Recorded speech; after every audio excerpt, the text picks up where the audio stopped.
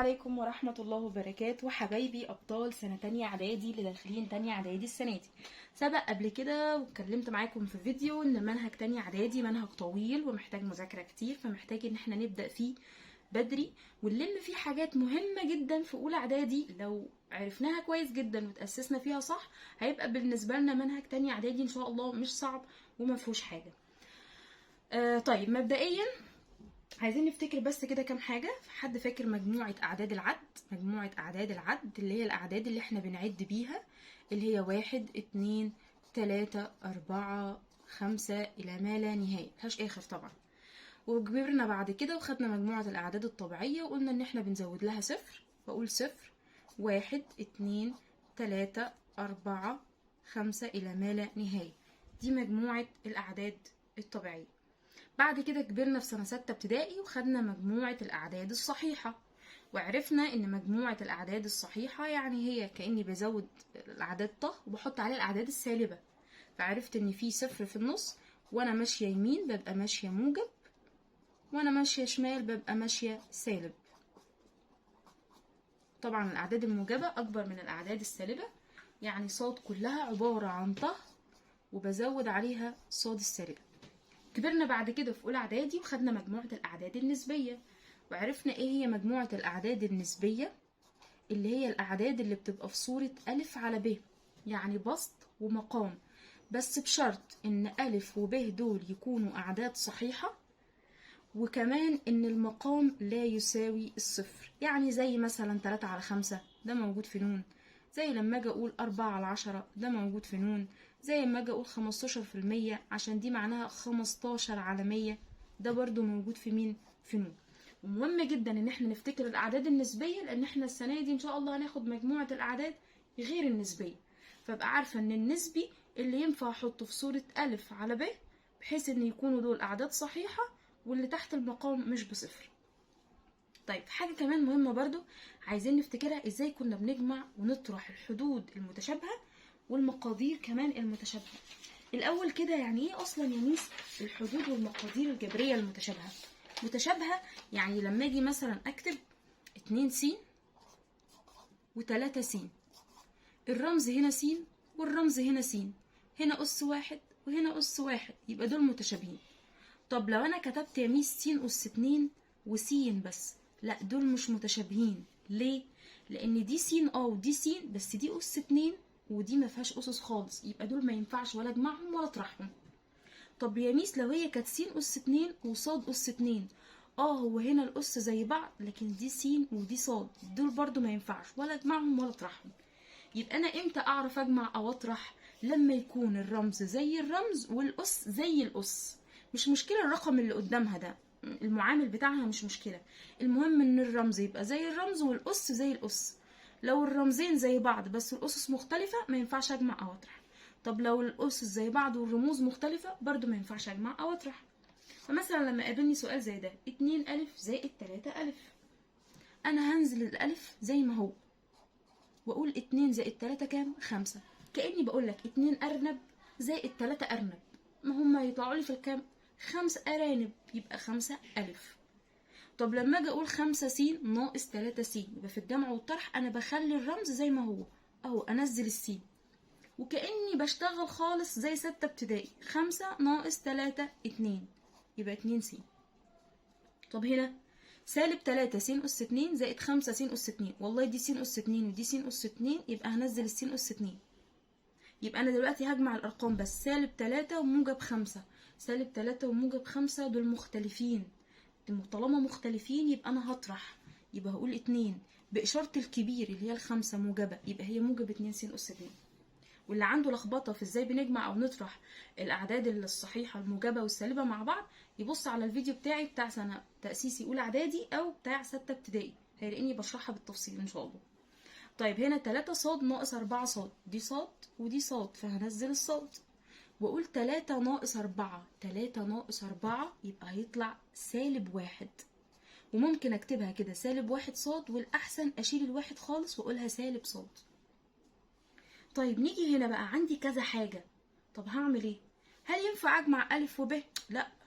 امال اعمل ايه؟ ينفع اجمع الالف دي مع الالف دي، فهجمع 5 ألف زائد 3 ألف يبقوا كده 8 ألف، وهجمع الب مع الب سالب 2 ب وموجب 7 ب، ده سالب وده موجب، يبقى هطرح 7 ناقص 2 5 بإشارة الكبير اللي هو هنا الموجب، يبقى موجب 5 ب.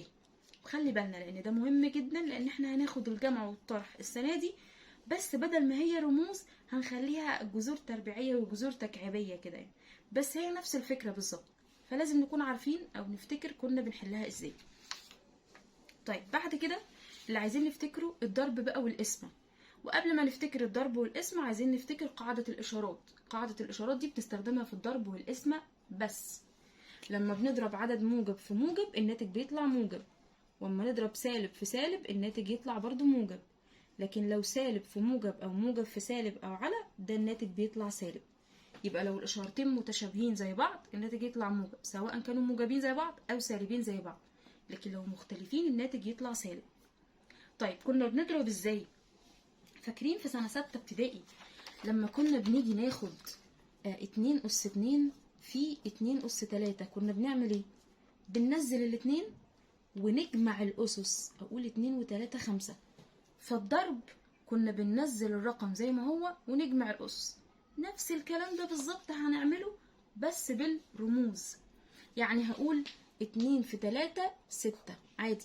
طب س في س، يبقى أنا هنزل السين واعمل اجمع الاسس، ده اس واحد ده اس واحد، يبقى س اس 2. يبقى نخلي بالنا في الجمع والطرح انا بسيب الرمز زي ما هو، لكن في الضرب بجمع الاسس، وفي القسمة بطرح الاسس. نيجي هنا سالب في موجب بسالب، 5 في 2 ب10. طب دي س اس 2 وهنا س، في هنا س وهنا في س، يبقى هنزل س واجمع الاسس، اقول 2 زائد 1 3.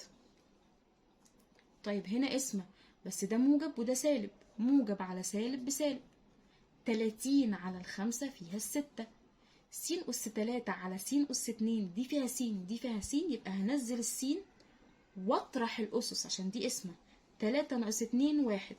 ممكن احط السين أس 1 كده او اشيل الواحد اللي فوق ده، طالما مفيش فوقها أس انا بعد كده عارفة ان ده أس 1. اللي بعدها 8 على 2 فيها ال4، س أس 2 على س، فهحط السين واطرح الأسس، 2 ناقص 1 1. صاد على صاد، صاد على صاد أنا هنزل الصاد كده أهو وأقول 1 ناقص 1 كام؟ 0. وإحنا عارفين إن أي حاجة أس 0 بكام؟ ب1، يعني كأني ضربت ده في 1 فيفضل زي ما هو. فخلي بالي في القسمة لو أنا بقسم حاجة على نفسها بيطيروا مع بعض، فاجي أقول صاد على صاد يروحوا مع بعض على طول. طيب 2 س في وفتح لي قوس 3 س زائد ص، ده معناه ايه؟ معناه ان هو بيقول لك ان الرقم ده مضروب في القوس ده كله، يبقى لازم يخش يضرب كل اللي جوه.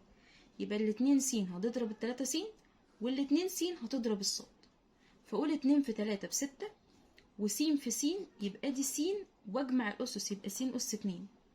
بعد كده اضرب 1 في 2 ب2، طبعا دي مفيش قدامها حاجه يعني في 1 في 2 ب2، س في صاد. طب يا ميس هنا ما عنديش حاجات متشابهة عشان اجمع الاسس، هينفع احط س صاد واحط بقى اقول 1 1 2؟ لا، طالما ما عنديش حاجة متشابهة يبقى انزل السين وانزل الصاد، اقول له 2 س صاد، يعني 2 مضروبة في السين مضروبة في الصاد. طيب لما كنا بنيجي نضرب بقى قوس في قوس، خلي بالنا بقى من الحتة دي عشان مهمة جدا. القوس في قوس دول رقمين هيتلموا على رقمين. انا عايزه اسال سؤال، مش دلوقتي لو احنا دلوقتي عندنا 2 راحوا يضربوا 2، شله راح تضرب شله، ايه اللي هيحصل؟ والله احمد ومحمد رايحين يضربوا محمود ومعاذ، هيعملوا ايه؟ هيروح احمد يضرب محمود ومعاذ، ومحمد هو كمان يروح يضرب محمود ومعاذ، صح ولا لا؟ يبقى الاتنين دول كل واحد فيهم هيضرب الاتنين التانيين. نفس الكلام دول هيضربوا دول، خناقه بقى. يبقى الاولاني ده هيروح يضرب الاول ويروح يضرب التاني برضو، والتاني ده هيروح يضرب الاولاني برضو ويروح يضرب التاني، يبقى يطلع لي كام حاجه؟ 4. طب تعالوا نشوفهم كده. الاولاني يضرب الاولاني، 3 في 2 ب6، س في س يبقى س، ودول متشابهين يبقى هجمع الاسس س اس 2. حلو كده. بعد كده الاولاني يروح يضرب التاني هو كمان، فنقول 3 في 5 ب15. السين مفيش قدامها حاجة فهتنزل بس. الدور على مين؟ على -2، هي كمان بقى تروح تضرب، فهضرب سالب في موجب بسالب، 2 في 2 ب4، س ومفيش قدامها حاجة هتنزل السين. سالب في موجب بسالب، و2 في 5 بكام؟ ب10. يجي حد بقى شاطر قوي، حلو قوي، يحب الناس الشاطره، تقول لي يا ميس دي فيها س ودي فيها س، مش انت قلتي لو متشابهين كده ينفع اجمعهم؟ اقول له برافو، محتاج يسقف لك. يبقى انا هنزل ال6 س اس 2 زي ما هي، بس دي حدود جبريه متشابهه ينفع يتجمعوا زي الورقه اللي احنا لسه واخدينها دلوقتي. 15 س ناقص 4 س، 15 سمكه ناقص 4 سمكات، بيبقى لي 11 سمكه، يبقى موجب 11 س، وده مفيش حاجة زيه، اقول -10. طيب نيجي هنا نفس الفكرة، قوس في 2 هيضرب قوس في 2، ايه اللي هيحصل؟ الاولاني يروح يضرب الاتنين التانيين، س في 2 س، دي طبعا مفيش قدامها حاجة يعني كأنها واحد، 1 في 2 ب2، س في س يبقى س أس 2.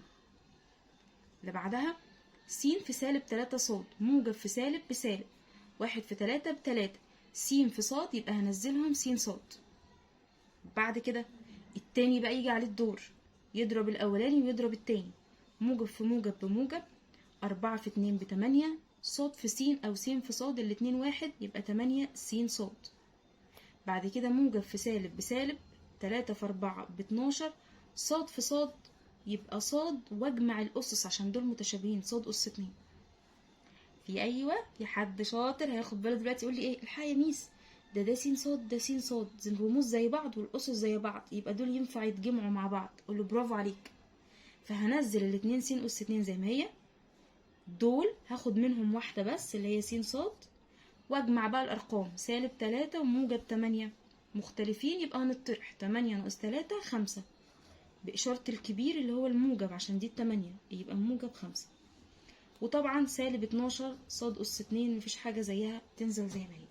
السنة اللي فاتت كان عندنا حالات خاصة بناخدها للضرب بتاع قوسين مضروبين في بعض، لما الاقي القوسين زي بعض بالظبط، بس الفرق ان واحد منهم موجب وواحد منهم سالب، يعني واحد مجموع وواحد الفرق، دول كنا لما بنيجي نضربهم لو عملناهم زي اللي فوق دول بنلاقيهم بيطلعوا لي حدين بس، فكنا دي بناخدها دايما كده. وخلي بالكم عشان دي مهمة جدا، مشهورة معانا كتير قوي في حل المعادلات السنة دي والسنة الجاية كمان في تالتة اعدادي.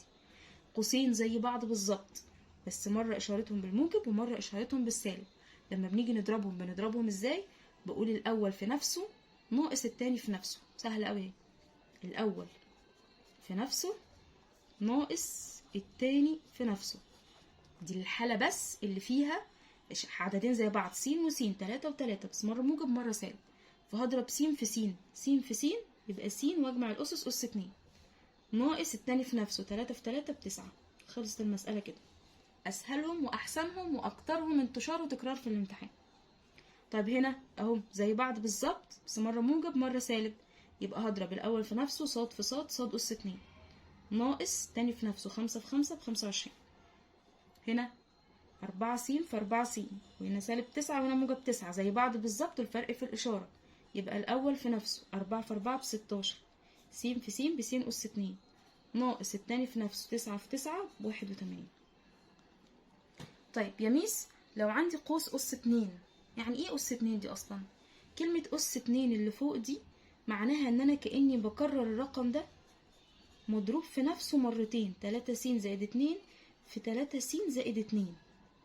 ممكن بقى نضربهم زي ما خدنا بالطريقة اللي فوق دي، او كنا بناخد برضو حاجة السنة اللي فاتت للقوس اللي عليه 2 ده، ان احنا كنا بنضرب الاول في نفسه، يعني اقول 3 س في 3 س، 3 في 3 ب9، س في س بس أس 2، والتاني ده في نفسه 2 في 2 ب4، وبعد كده بضرب الاول في التاني في 2، 2 في 2 ب4، 4 في 3 ب12، يبقى 12 س. طبعا مشينا بالطريقة دي صح، مفيش أي مشكلة فيها. المهم ان احنا نكون بنعرف الاساسيات دي، لان دي مهمة جدا جدا جدا، وهتفيدنا ان شاء الله السنة دي وكمان السنة الجاية، لان منهج تانية اعدادي ومنهج اولى اعدادي هو الاساس لتالتة اعدادي. لو تأسسنا فيهم صح هيبقى بالنسبة لنا منهج تالتة اعدادي ده سهل جدا جدا. مستنية تعليقاتكم لو في اي حاجة وقفت قدامكم، ولو فهمتوا ما تنسوش تعملوا لي اشتراك في القناة وتعملوا شير لزمايلكم اللي هيكونوا محتاجين الدروس دي. السلام عليكم ورحمة الله وبركاته.